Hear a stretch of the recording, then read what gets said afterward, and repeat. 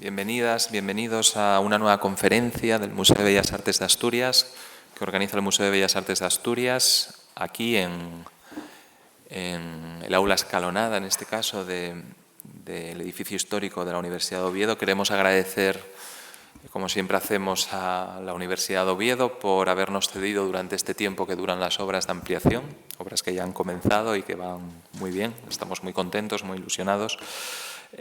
Por habernos cedido durante este tiempo que duran esas obras y que finalizarán, entre otras cosas, en la conformación de un buen salón de actos para el museo, que es lo que venimos necesitando desde hace tiempo.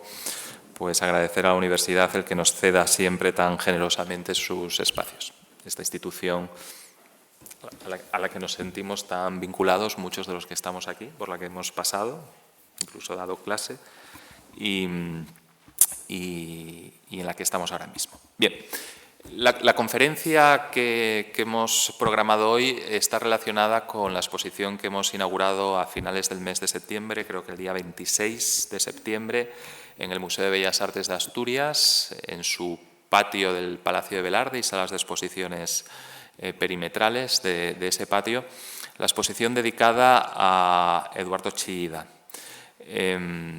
Como saben, uno de los grandes artistas vascos, españoles e internacionales, europeos, desde luego, de la segunda mitad del siglo XX, un artista universal, un artista realmente importante, del que se cumple este año, el 10 de enero de 1924 nació, por lo tanto, del que se cumple este año, 2024, el centenario de su nacimiento. Estamos en un año de nacimientos o de aniversarios de nacimientos de artistas importantes. Otro artista es Antoni Tàpies, nacido a finales del 23, pero de 1923, diciembre de 1923, pero del que también en el 2024 se está celebrando su centenario y al que el museo le ha dedicado también su pequeño pero muy importante homenaje, con una exposición y una obra invitada maravillosa en la Sala 27 traída del Museo de Bellas Artes de Bilbao. Chillida. Con motivo de este centenario hemos, como digo, inaugurado una exposición titulada de manera muy significativa y muy reveladora Chillida, contestación y pregunta, por la que hemos conseguido, o en la que hemos conseguido reunir 59 obras, 50 estampas y 9 esculturas.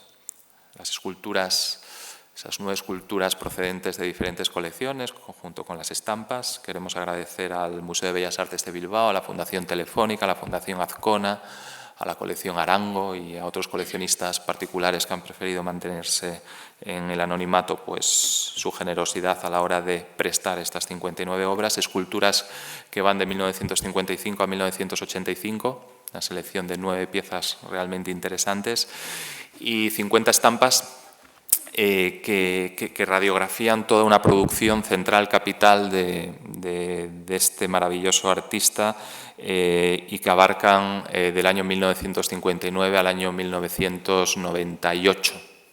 La última es de 1998, Chillida fallece en 2002. 59 obras con su correspondiente catálogo, ni siquiera lo voy a denominar catálogo de mano, sino catálogo. Hay catálogos que parecen catálogos de mano, pero que son más importantes y valen más por su contenido que un catálogo, por muy pesado que pueda ser, del que es autora y también comisaria, autora del catálogo y comisaria de la exposición, Laura Baños, que nos acompaña.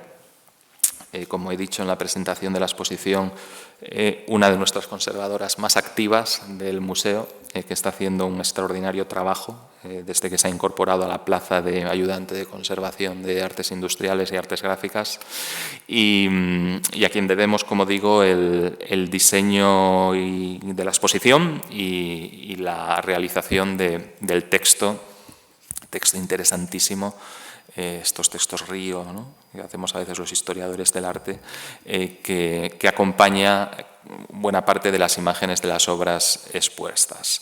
Con motivo de esa exposición es la conferencia de hoy, esta conferencia que se titula Espacio bidimensional, la obra gráfica de Eduardo Chillida.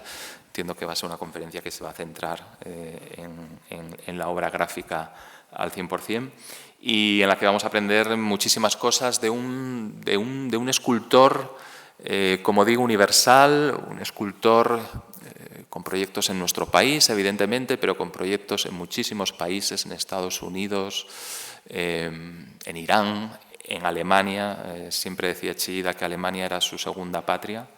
Él decía que yo no sé hablar alemán, pero mis esculturas creo que sí saben hablar alemán. La recepción de la obra de Chillida en Alemania es digna de estudio. La influencia de la filosofía de Heidegger o de la música de Bach en Chillida es muy importante para entender su poética, ¿no? Este creador que consideraba la creación artística como ese lugar donde el individuo se podía encontrar con otro individuo y por lo tanto con la comunidad, y un autor que ha hecho de la materia, del espacio, del vacío, del límite, de las luces, de las sombras, de muchos aspectos relacionados con la poética como artista, sus motores fundamentales. Bueno, vamos a dejar que Laura nos hable de ese espacio bidimensional, la obra gráfica de Chillida, y luego podemos tener un coloquio en torno, si les parece, a la obra de Chillida, tanto gráfica como escultórica, su relación con la naturaleza también. Chillida, El elogio del horizonte en Asturias, 1990. Bueno, un artista muy conectado también con nuestro territorio y que tiene muchísimas y muy interesantes lecturas. Así que, Laura, enhorabuena por la exposición, enhorabuena por el catálogo, y ahora tienes la palabra.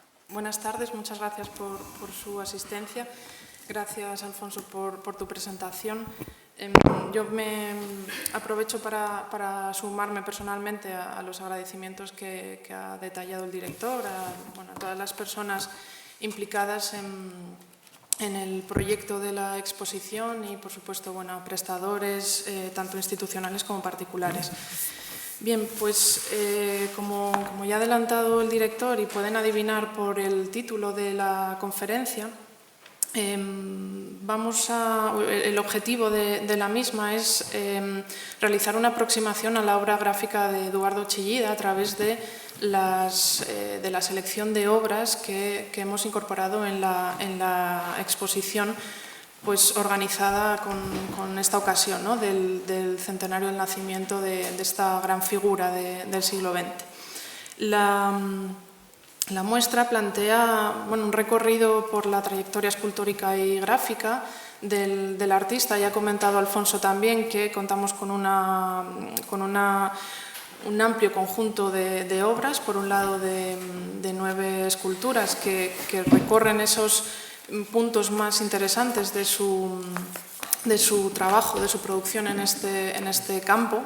La principal, pues Chillida ante todo fue escultor, con trabajos desde esos momentos iniciales en los que utilizó el hierro en los años 50 hasta esa obra más madura de mediados de los 80. Y estas esculturas se complementan y entran en diálogo con un total de 50 estampas que también comentaba Alfonso que permiten reconstruir toda una trayectoria, ¿no? en el campo gráfico.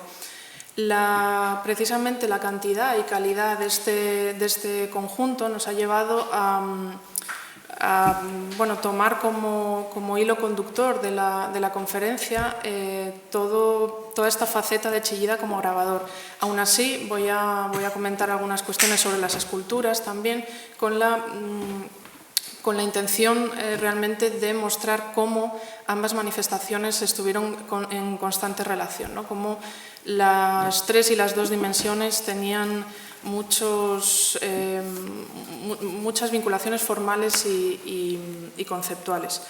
A pesar de esta relación tan estrecha que acabo de comentar, Chillida trabajó en el grabado de una manera absolutamente autónoma, creando un lenguaje bidimensional específico para toda su obra en papel, a partir del cual desarrolló una serie de recursos que vamos a ir viendo a continuación. De hecho, estos recursos, que son los que fue utilizando a medida que evolucionaba su obra para plasmar sus principales preocupaciones acerca del espacio y sus límites de la materia, son los puntos más relevantes para abordar el estudio de esta producción, no más incluso todavía que realizar una mera secuencia a un discurso cronológico. Y es que, además, partiendo de esas preocupaciones que acabo de comentar acerca del espacio y la materia, Chillida concibió toda su obra, tanto esculturas como estampas, o a partir de la constante formulación de preguntas a la materia o a las materias con las que trabajó. Tenemos en la exposición hierro, acero, tierra o papel, por supuesto, preguntas, digo, acerca del espacio y su delimitación. Él mismo escribió en uno de sus muchos escritos que una obra de arte debía ser una contestación a una de esas preguntas, y precisamente de esta idea tomamos el título de la exposición, ¿no? Contestación y pregunta. Bien, pues vamos a comenzar entonces el recorrido con el primer grabado de la exposición, que es también el primer grabado que realizó Chillida en su vida, ¿no? El primero de su catálogo, del año 59, Deslizamiento de límites. Lo hizo en un momento en el que ya llevaba aproximadamente una década de trabajo escultórico. Resulta muy significativo ver cómo ya en este primer grabado, y en el que realizó a la vez en pareja con este, solo está presente el Deslizamiento de límites número 1 en la exposición, pero ambos los hizo a la vez, cómo representa ya su preocupación acerca de los límites del espacio, que va a ser un leitmotiv de alguna manera que vamos a ir viendo a lo largo de todo el recorrido. También, además de esta cuestión acerca del límite, también he adelantado hace un momento que la obra gráfica y la escultura guardan una estrecha relación formal y conceptual. Se ve muy claramente si comparamos este primer grabado que realizó con las esculturas que estaba haciendo en este momento, ¿no? A finales de los años 50. ¿Se ve el cursor? Sí. Si ven estas líneas finas, quebradizas, vibrantes, tan dinámicas del primer grabado, son realmente, de alguna manera, un trasunto de las barras de hierro soldadas que conforman esas primeras esculturas. En este trabajo inicial con el hierro, en los años, o a mediados finales de los años 50, tenemos tres ejemplos extraordinarios en la exposición de este momento.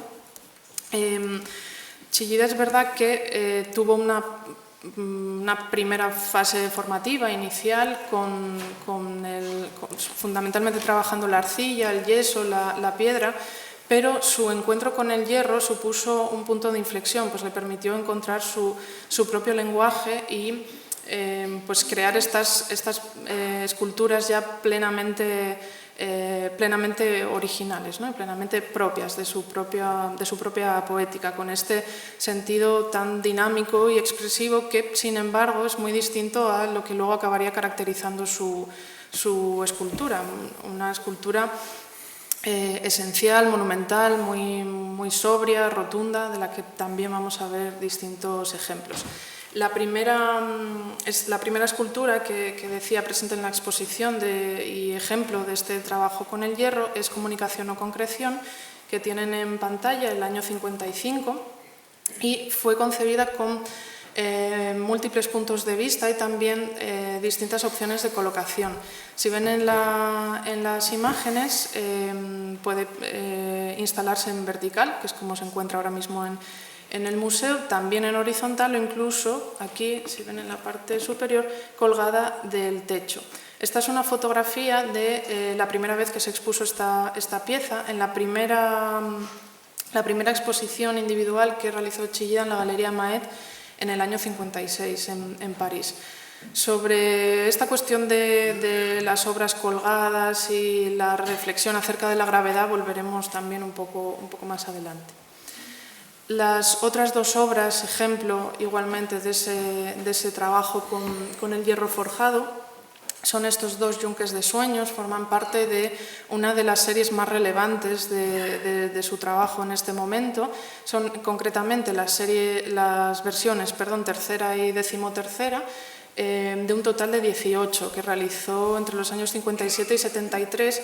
Es verdad que la mayoría de ellas fueron realizadas entre finales de los años 50 y principios de los 60, pero acabó realizando ese total de 18 en distintos momentos. Esto también es muy representativo de la forma de trabajar de Chillida.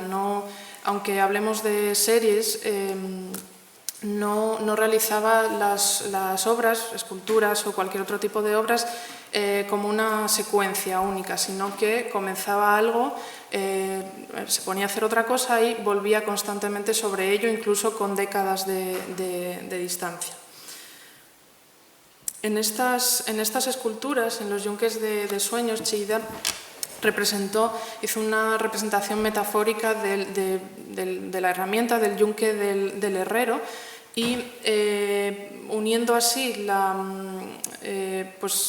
parte material con la espiritual, o sea, el oficio artesanal, el oficio tradicional del hierro con la creación artística, ¿no? Creando además estas formas de nuevo también con esas barras de hierro soldadas tan dinámicas que parecen atravesar el espacio y situándolas, apoyándolas en bases de madera antigua que forman parte sustancial de la pieza, no son meras peanas, son meros apoyos. Bien, si retomamos el lenguaje gráfico y esta evolución por su primera década de trabajo en este campo, vemos a través de estos ejemplos que he seleccionado, estos no forman parte de la exposición, son en un sentido meramente ilustrativo para representar cómo desde esas primeras líneas finas, en movimiento, tan dinámicas de esos primeros grabados, pronto va a evolucionar hacia una mayor rotundidad, una mayor anchura, ¿no? del trazo, para acabar aproximadamente en los años 70 o al principio de la década de 1970, construyendo estos grandes bloques, estos rotundos bloques de tinta negra plana. Esta transición entre esas primeras líneas que creaban deslizamiento de límites en el año 59, primeros 60, hasta esta rotundidad, ¿no? de estos volúmenes se encuentra muy bien representada en los dos grabados de mayor formato de la exposición. El primero es el que tienen en pantalla, muy elocuente también su título, Vacío, pues Chillida representó el vacío como a modo de grieta, ¿no? Como una extracción del volumen negro. Estos bloques que van a definir desde este momento toda su producción gráfica, a pesar de su marcada bidimensionalidad, son absolutamente planos, tienen, sin embargo, se acercan de alguna manera al objeto escultórico, ¿no? por esa rotundidad con la que contrastan el negro frente al vacío, el blanco del papel. El segundo grabado que representa esta transición que comentaba es Uste, Creencia, del año 76, realizado 6 años después. Forma parte de un conjunto, no una serie, pero sí un conjunto de aguafuertes de gran formato que realizó a lo largo de este año en los talleres de la Fundación Maet en Saint-Paul-de-Vence, en una localidad en la Costa Azul, cercana a Niza, en la que pasó largas temporadas grabando y también esculpiendo, trabajando en sus esculturas en tierra. Lo vamos a ver dentro de un momento. Tienen en la fotografía al propio Chillida a la derecha, junto a Aimé Maet, que fue su galerista, marchante y también uno de sus principales editores de obra gráfica, de él y de muchos otros grandes artistas de este momento, de la segunda mitad del siglo XX. Y se sitúan los dos ante uno de esos grandes aguafuertes, ¿no? Muy similar, si ven, al que tenemos en la exposición. Bien, y a medida que sigue avanzando el tiempo y sobre todo la forma de representar estas preocupaciones acerca del espacio, y de alguna manera este lenguaje se consolida o encuentra su base, su esencia en esos bloques negros que comentaba hace un segundo, y más o menos hacia mediados de la década de los 70 consigue o desarrolla Chillida la primera fórmula para plasmar su intención de distinguir, de delimitar la materia del espacio, ¿no? O el lleno del vacío. Si se fijan, de la parte negro, del volumen negro de la tinta, contrasta con estas finas líneas blancas, estas divisiones internas, ven también en este ejemplo, consigue contrastar y consigue intervenir espacialmente estos bloques, ¿no? Las divisiones internas también son un recurso que se inicia en este momento, pero que desarrollará a lo largo del tiempo. Lo encontramos concretamente en tres conjuntos dentro de la exposición. Este primero que están viendo, compuesto por 3 serigrafías tituladas Madrid, y también 2 conjuntos completos de libros de artista que presentamos en la exposición. En cuanto al primero de ellos, las 3 serigrafías con este título, en primer lugar comentar que las 2 primeras fueron diseñadas como carteles para las exposiciones individuales que la Galería Yolas Velasco en esta ciudad, en Madrid, organizó respectivamente en el año 72 y el 76. La tercera, Madrid 3, fue también realizada con ocasión de la segunda exposición, la del 76, pero no como diseño de cartel, sino como una estampa que se incluyó en una edición de lujo de los 100 primeros ejemplares del catálogo, ¿no? de la misma. Si nos fijamos en estas 2 primeras, Madrid 1 y 2, como acabo de decir, se tratan de 2 diseños para cartel, por tanto estamos ante 2 ejemplos muy significativos de la actividad de Chillida como cartelista, muy vinculada, lógicamente, a su producción gráfica. Chillida, como muchos otros artistas de este momento, diseñó la mayoría de los carteles para sus exposiciones individuales, también para otro tipo de eventos, de actos sociales, culturales, políticos, deportivos incluso. Y vemos lo más singular que se puede destacar de las 2 serigrafías de la exposición es que si se fijan, son lo que técnicamente en arte gráfico se denominan tiradas avant la lettre, es decir, antes de la letra, pues se realizan previamente a la incorporación del contenido escrito, ¿no? Lo ven, por ejemplo, de manera muy clara aquí, en este. El siguiente conjunto en el que vemos esta división interna de los bloques, esta formulación compositiva, se compone de las 5 aguatintas que Chillida realizó para un libro de artista, para un poemario del autor suizo Charles Racine, Les sujets la clairière de son corps, que es un título muy evocador, muy poético, pero podríamos traducir como el asunto es la claridad o la limpieza de su cuerpo.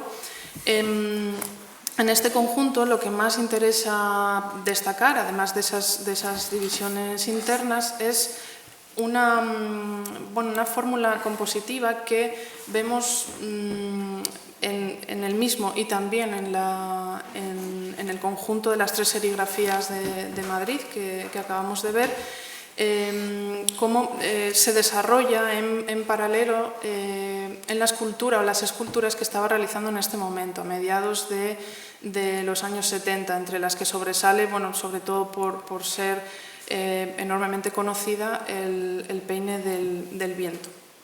Se trata de esta manera de componer mediante un bloque denso, compacto, estático, del que salen distintas bandas curvilíneas con mayor dinamismo que en forma de ganchos parecen abrirse, ¿no?, hacia el espacio. Esta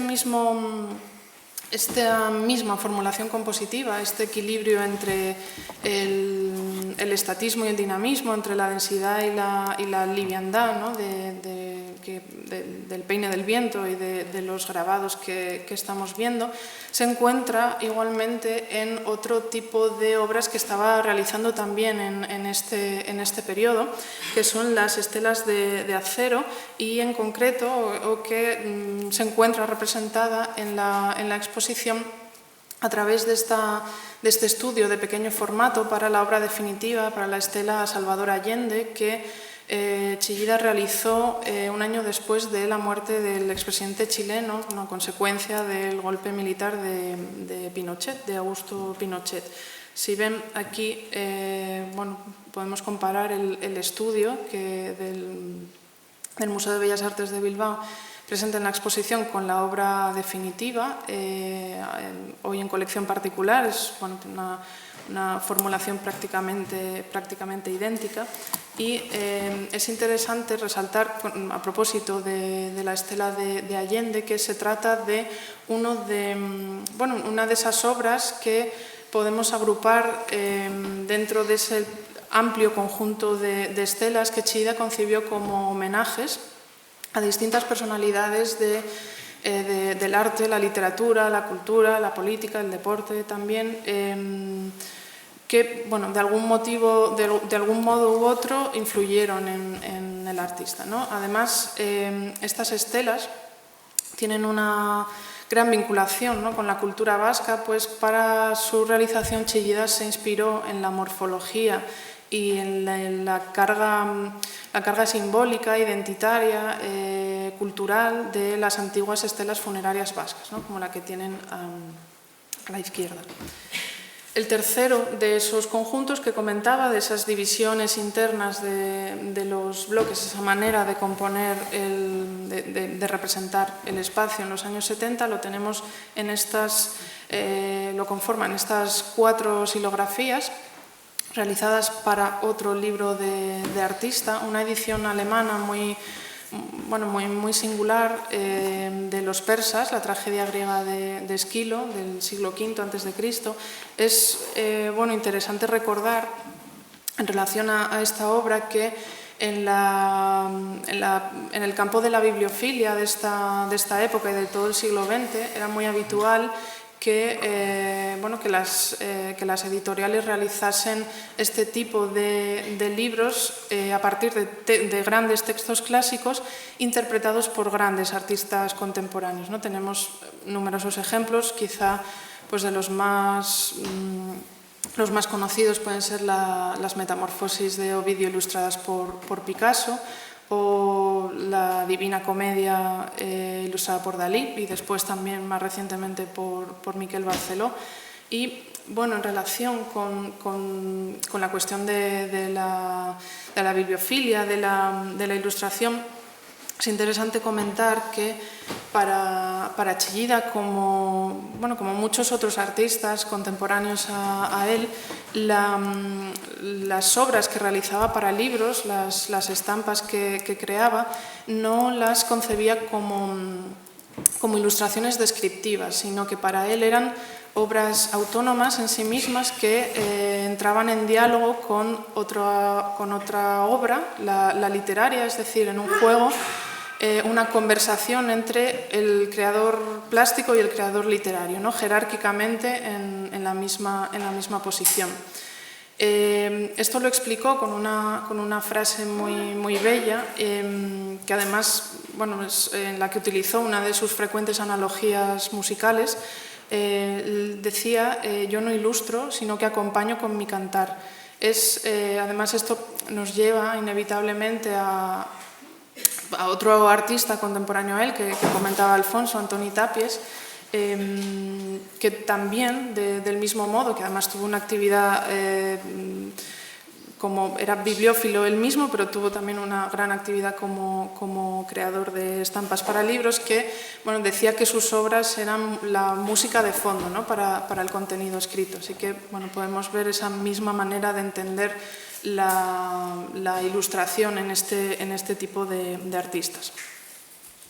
A propósito de la literatura, de la poesía, debo mencionar también esta escultura presente en la exposición. Es la segunda versión de una importante serie que realizó en los años 80, La Casa del Poeta, y en la que materializa esa intención o esa visión de una obra ya más madura, como la concepción de la escultura como un espacio habitable, ¿no? Esa estrechísima relación que hubo en la obra de Chillida entre la escultura y la arquitectura.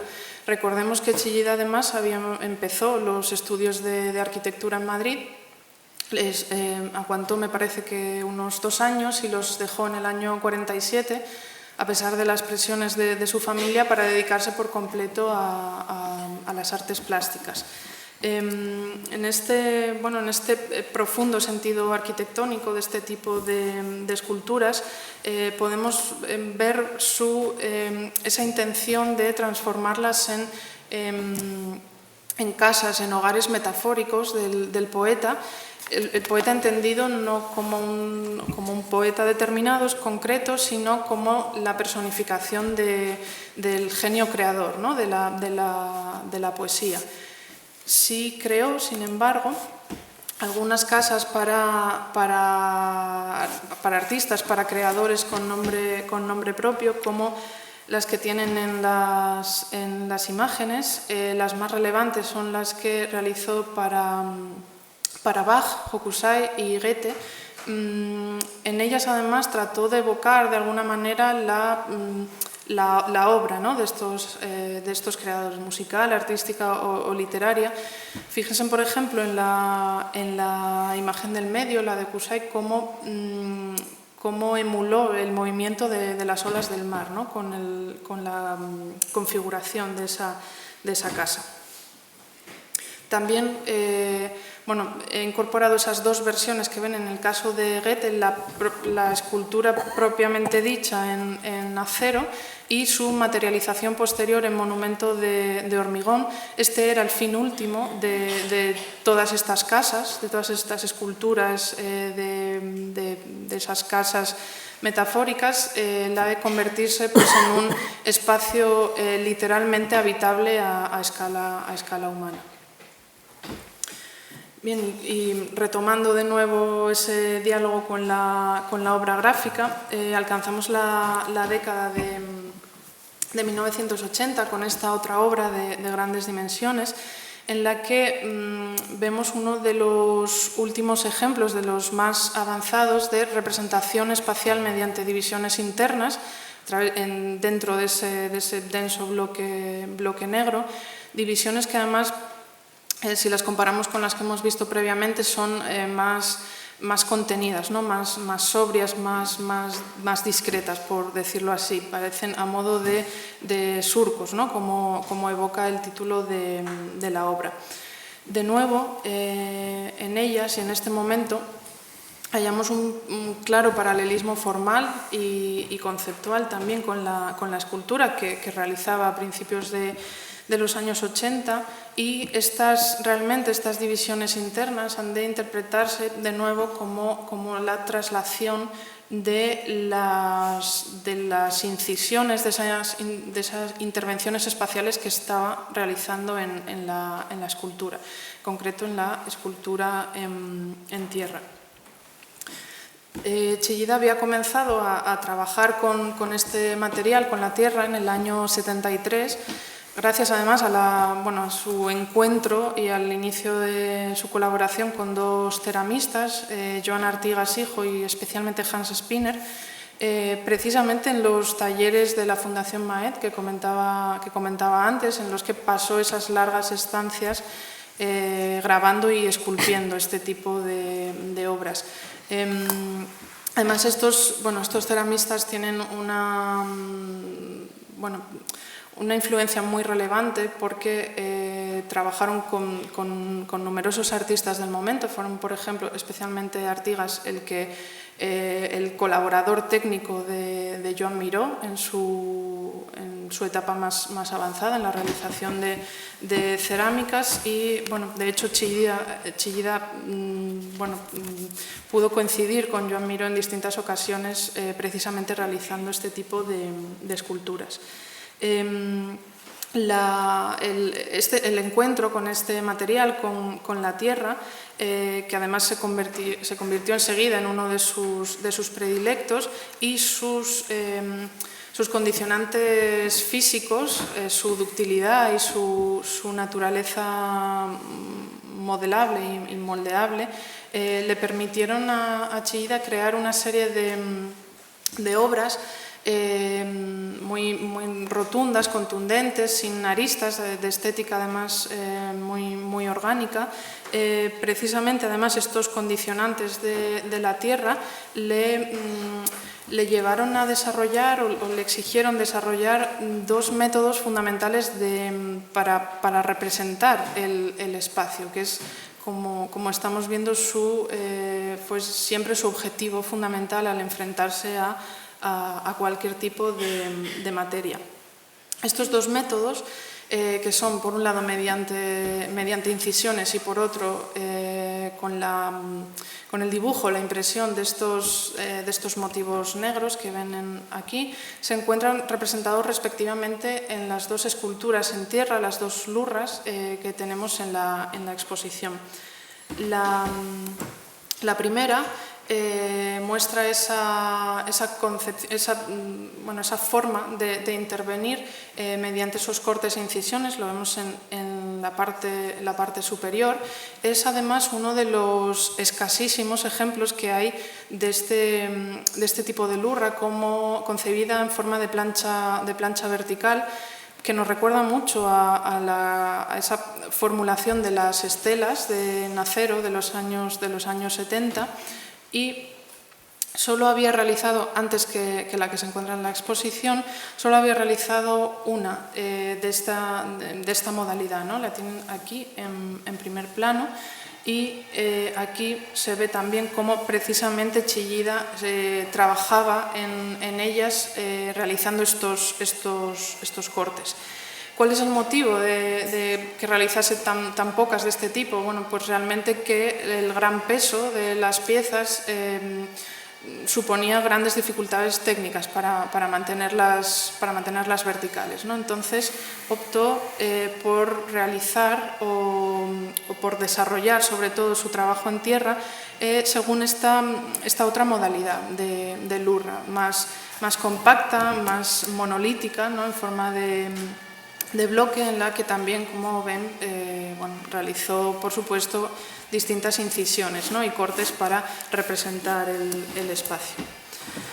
La segunda pieza ejemplifica esa otra modalidad de representación espacial que estoy comentando, esa manera de dibujar, de intervenir de forma pictórica, quizá, con estas formas en negro, un color negro muy denso, muy plano, obtenido mediante la aplicación de óxido de cobre, y que además aplicó especialmente en un tipo de lurra concebido a modo de bloques que uniéndose entre sí en forma de dípticos, trípticos como este caso, o polípticos, estaban diseñadas para funcionar como murales, ¿no? Para ser colgados en la pared. Tanto este recurso como esa marcada bidimensionalidad de estas esculturas nos evoca sin duda la obra gráfica, ¿no? del artista, y vemos clarísimamente esa relación que también se pone de manifiesto en concreto en esta forma de representar el espacio que ven en estas cavidades más amplias que toman, realmente es una manera de dar mayor protagonismo al espacio. Lo último que hemos visto ahora mismo de esa evolución gráfica eran las divisiones internas, pero aquí ya en los años 80 está el espacio, el vacío va ganando terreno, ¿no? Por decirlo así. Crea, como digo, estas cavidades en estas esculturas que a la vez estaba realizando en el grabado. Este tipo de espacios unidos a través de gruesas bandas negras son lo que de forma genérica los especialistas en obra gráfica de Chillida denominan como anillos, ¿no? Independientemente de que no sean formas o circunferencias perfectas, en algunos casos sí se acercan, como en este, pero son formas anulares que se presentan tanto cerradas por completo como también de manera semiabierta, ¿no? En forma de secciones de anillo, como ven, por ejemplo, aquí o en esta otra. Estas 6 obras que tienen en pantalla es una selección dentro de la exposición en las que se ve de manera más clara este recurso de los anillos. Vamos a detenernos brevemente en dos de ellas. Y vemos, cómo en la primera, las ventanas de Lizardi, que además es la primera en la que aparece este recurso de los anillos, realmente está evocando en el grabado con estas cavidades los vanos que se abren hacia el paisaje en la escultura homónima que había realizado a propósito del 50 aniversario del poeta guipuzcoano Xavier de Lizardi, que falleció en Tolosa, que es localidad a la que Chillida donó esta escultura y posteriormente en la que se instaló. Este es uno de los poquísimos ejemplos que se pueden ver dentro de todo el catálogo de obra gráfica de Chillida de grabado explícitamente relacionado con una escultura, ¿no? que incluso en el título, ¿no? la menciona de manera directa. La segunda obra, con este recurso de los anillos que podemos destacar, es esta aguatinta del año 86, un homenaje en papel, acabamos de verlo en esculturas, a Andoni Elizondo, en este caso un importante deportista vasco, futbolista y entrenador de la Real Sociedad, que además fue un equipo en el que Chillida había debutado muy joven, con 19 años, como portero. Después pronto se truncó su carrera por una lesión de rodilla, pero siempre estuvo muy unido al deporte vasco y en concreto a este equipo. Lo más interesante que podemos resaltar, además de la cuestión formal, el tema de los anillos, es cómo Chillida incorporó, si se fijan aquí, una dedicatoria inscrita directamente o grabada en la plancha, es decir, por eso aparece al revés, ¿no? Espejada. Aquí tienen el detalle girado para que se vea más claro. Esto es algo que hizo de manera muy frecuente en los homenajes, en los que incluyó dedicatorias, también en otras obras en las que realizó inscripciones de sus propias reflexiones, sus propios aforismos, de sus cuadernos personales o incluso citas a distintos escritores y poetas a los que homenajeaba o bien directamente o de forma indirecta, ¿no? Citándolos e incluyéndolos. En este caso, en esta dedicatoria, traduzco del euskera a Andoni Elizondo desde el fondo de nuestro corazón con un cordial recuerdo. Bien, y seguimos avanzando en esta evolución por los distintos recursos que conforman este lenguaje gráfico, y debemos hablar de un tercer recurso formal, que es el troquelado de las planchas, que quizás si hubiese que quedarse con uno solo, que representase a Chillida, con el que es el más identificativo, el más personal, el más original frente a otros artistas y grabadores, es precisamente este. ¿En qué consiste? Bueno, pues debemos partir fundamentalmente de que solo puede realizarse en grabado calcográfico, es decir, en grabado realizado con planchas de metal. Las planchas generalmente tienen una forma rectangular y cuando se estampan en el papel dejan una huella, que es esta que estoy señalando, que actúa como marco del motivo representado en grabado en tinta y bueno, generan normalmente estas formaciones, ¿no? Cuadradas o rectangulares. Sin embargo, Chillida realizó en este momento, ya empezó a hacerlo en los años 70, como el ejemplo que tienen en la izquierda, pero especialmente a partir de los 80, intervino de manera escultórica, es decir, esculpió formas en los bordes de estas planchas, de manera que, lo ven por ejemplo aquí, una vez que se estampaban dejan estos relieves que además dialogan, ¿no?, con las formas que vemos en el grabado propiamente dicho en tinta. Por ejemplo, esta forma de gancho como evoca de alguna manera la formulación de la parte en tinta, ¿no?, aquí o en esta otra parte. También ven en la obra de la derecha, más avanzada en el tiempo, del año 89, esta otra intervención, este otro troquelado, ¿no?, inferior. No sé si se ve demasiado bien en imagen, pero bueno, cuando visiten la exposición y estén ante la obra, fíjense en la delicadeza, ¿no?, de estos relieves. Chillida empleó este recurso del troquelado de dos maneras distintas. Por un lado, en combinación con la tinta, con los volúmenes negros, como los ejemplos que ven en la pantalla, y por otro, de forma autónoma o prácticamente autónoma, es decir, en seco, sin estar combinada con tinta o sin apenas tinta.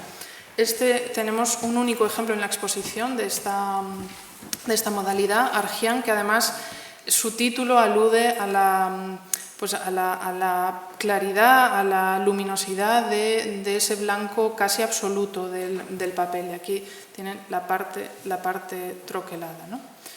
Esta obra es además especialmente interesante porque tanto esta obra como el resto de la serie a la que pertenece está inspirada en las grandes abstracciones blancas del pintor norteamericano Cy Twombly, que había participado con Chillida en el año 86 en la exposición inaugural colectiva del Centro de Arte Reina Sofía, antes de convertirse en museo, ¿no? De alguna manera estamos viendo otro tipo de homenaje a otro artista contemporáneo.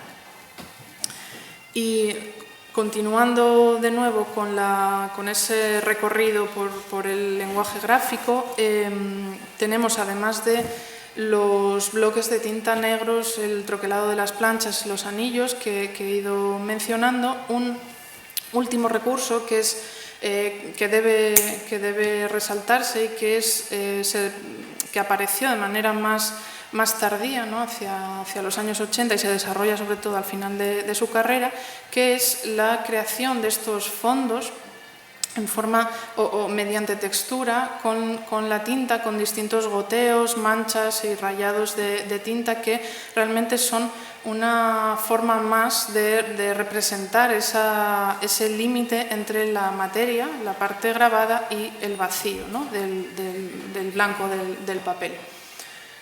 Como digo, donde mejor y donde más desarrollado se encuentra este recurso es en las obras más tardías, especialmente en esa década de los 90. Tenemos dos ejemplos singulares en la exposición: el Elogio del Horizonte y esta pequeña obra que tienen a la derecha del año 96. Vamos a a detenernos un momento en el elogio, bueno, que es otro de esos escasos ejemplos de grabado directamente vinculado a una escultura, como ya veíamos en el caso de las ventanas de Lizardi. Este grabado, además, alude a la obra homónima, El elogio del horizonte, tan significativa para todos nosotros como asturianos, instalada en Gijón, en el Cerro de Santa Catalina, en el año 90, el mismo año en el que realizó la estampación de este grabado. Esta escultura, además, aunque no me detenga a hablar en concreto de ella, pero es especialmente interesante por... Chillida además dijo que era en distintas ocasiones que era su mejor obra. Es especialmente interesante, decía, porque congrega todas sus preocupaciones, ¿no? Todos los principales intereses que conforman su poética, ¿no? su lenguaje artístico. Por un lado, la reflexión acerca de los límites del espacio, pues para él el horizonte como frontera entre cielo y tierra, entre cielo y mar, como en este caso, era el principal límite de la naturaleza, y por otro la adaptación de esta naturaleza, de lo inalcanzable, de lo infinito, de lo sublime de la naturaleza, en concreto del horizonte, a escala humana. De hecho, el elogio trata o funciona, o la intención de Chillida es que se convirtiese en un marco o en una enmarcación de una pequeña parte del horizonte para adaptarla precisamente a esa visión, ¿no? a nuestros ojos humanos. Precisamente en relación a esta reflexión acerca de lo inalcanzable, de lo infinito, quiero leerles rápidamente una interesante reflexión y muy bella que escribió José Ángel Valente a propósito de la escultura, y que además pone en relación el elogio con Luis Fernández, y de manera que bueno, es una doble conexión, ¿no? con Asturias y con nuestro museo en particular. Leo las palabras de Valente. Su estructura y emplazamiento confieren el carácter sacro de un templo inacabado, abierto hacia lo que no tiene término, el horizonte, un Dios próximo y lejano a la vez, pero nunca alcanzable y siempre prometido. ¿Es ahí la obra elogio o revelación? La noción y la función del límite o del borde resulta, por supuesto, fundamental en la obra de Chillida. Al evocarla ahora, recuerdo los últimos cuadros de uno de los grandes maestros españoles de la modernidad, Luis Fernández, quien en sus últimos años, ya carente de estudio y obligado a trabajar sobre un bastidor pequeño puesto sobre las rodillas, pintó asombrosamente la eternidad, el triple límite ilimitado de 3 bandas de color que corresponden a la tierra, a las aguas y al aire. Bien, y bueno, una vez revisada esta parte del elogio en relación con el grabado en concreto, vamos a ir terminando el recorrido y detenernos un momento especial en este conjunto de 10 manos que conforman uno de los núcleos más relevantes de la muestra, un núcleo temático, y que abarca en concreto desde la primera mano que grabó Chillida en el año 71 hasta la penúltima, que tienen aquí abajo, la número 41, realizada en el año 98. La última, la 42, la hizo en el año 2000, solo 2 años antes de su muerte.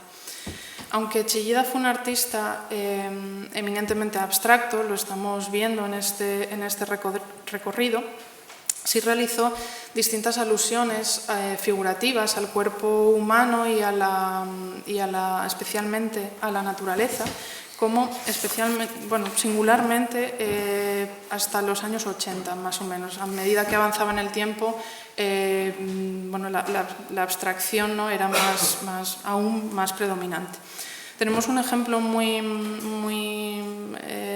revelador en la exposición, ejemplo de figuración con esta obra de pequeño formato que forma parte de una serie que realizó Chillida dedicada al motivo del árbol, y que se debe poner en relación con la metáfora que él mismo utilizaba para definirse como artista, como un árbol con raíces en su tierra y ramas o brazos abiertos al mundo. Sin embargo, bueno, el único, a pesar del árbol y de esas otras alusiones puntuales que comentaba, el único motivo figurativo que estuvo presente a lo largo de toda su carrera fue la mano, que realizó fundamentalmente sobre papel, tanto en dibujo como en estampa, y además de manera muy concreta hizo una pequeña serie en terracota, con la que tienen el primer ejemplo en la imagen izquierda, al modo de las lurras. Más allá, de todas formas, de entender las manos como una alusión figurativa, para Chillida fueron un recurso más para representar esas preocupaciones, esos intereses acerca del espacio, pues para él las distintas posiciones, los distintos grados de apertura y cierre de la mano representan un límite, ¿no?, entre la materia y el vacío, ¿no?, entre el lleno y el vacío, entre lo que queda dentro o fuera del puño.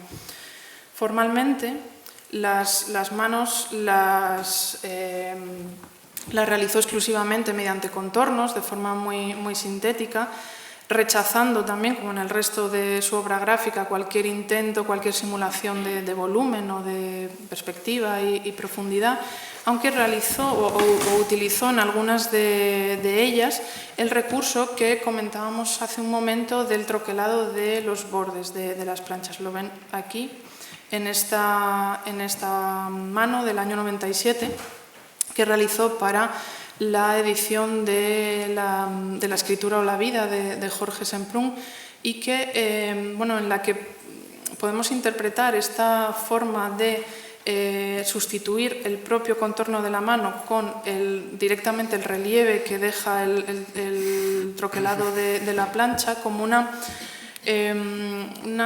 sutil alusión o metáfora a la trágica experiencia que cuenta Semprún en su libro acerca de su deportación y su estancia en un campo de concentración nazi, ¿no? De alguna forma, este relieve parece dejar la mano atrapada, ¿no?, en su intento, en su proceso de abertura. Y llegamos al final con esta última obra de la exposición, que además, bueno, nos permite cerrar el recorrido, ya que su singularidad es de algún modo nos permite recopilar, ¿no?, todo lo que he estado comentando. Recordemos que todos esos recursos formales y conceptuales que conforman esa poética, ese arte gráfico en Chillida, están destinados a crear una obra deliberadamente bidimensional que rechaza de forma frontal y consecuente cualquier tipo de acercamiento a las tres dimensiones, pero sin embargo en el año 87 comenzó a realizar un nuevo tipo de obra que ejecutada mayoritariamente en papel o con papeles, mejor dicho, aunque también en algunos casos puntuales utilizó otro tipo de materiales. Vemos aquí en el centro una de ellas realizada en porcelana, o aquí debajo en fieltro. Se trata de las gravitaciones que, como digo, realizó fundamentalmente en papel y como obras únicas, pero en algunas ocasiones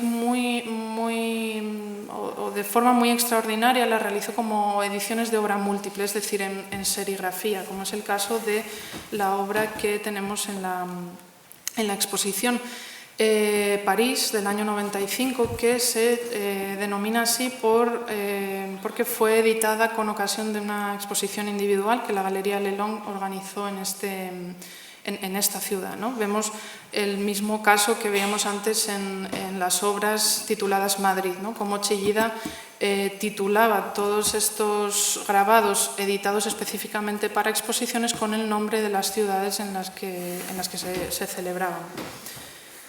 Independientemente de bueno, de la técnica gráfica utilizada, si es obra única o obra múltiple. A nivel formal, lo más interesante es bueno, comprender cómo se construyen estas gravitaciones a base de dos o más papeles superpuestos sobre los que Chillida realizó distintas aperturas, distintas intervenciones que crean efectos de sombra y relieve, acercándose así de alguna manera a las tres dimensiones, ¿no? al objeto escultórico. Estos papeles los unía exclusivamente cosiéndolos a través de un hilo o una cuerda que a su vez se sujeta o se ata a una sujeción superior. Esta idea de las obras colgadas que veíamos antes también al principio, superficialmente en la obra Comunicación o Concreción de Hierro, esa primera escultura que inaugura la exposición, la desarrolló Chillida en distintos momentos a lo largo de su carrera. Tenemos estos tres en imagen, los más representativos, en lugar de encuentros. Bueno, su primer acercamiento al trabajo con el hormigón, en colaboración con ingenieros, y también a la derecha tienen otra escultura de un momento ya más avanzado, una bella interpretación del mito de Narciso. Son obras, bueno, también el homenaje a Calder, por supuesto, en referencia a la producción de este artista, de sus esculturas móviles. Realmente toda esta idea de colgar las obras bueno, tenía como planteamiento fundamental el reflexionar y el desafiar, ¿no?, las leyes de la gravedad. Y en suma las gravitaciones, y con esto ya concluyo, son una síntesis, una sublimación de todo ese lenguaje de Chillida, de toda su poética y su estética en las distintas disciplinas que trabajó, ya que las gravitaciones realmente no son solo ni un dibujo, una estampa, tampoco son exactamente una escultura, son más bien un híbrido o todo a la vez que bueno, que creó para plasmar todas esas preocupaciones que definieron su carrera y que gravitan en el espacio. Gracias.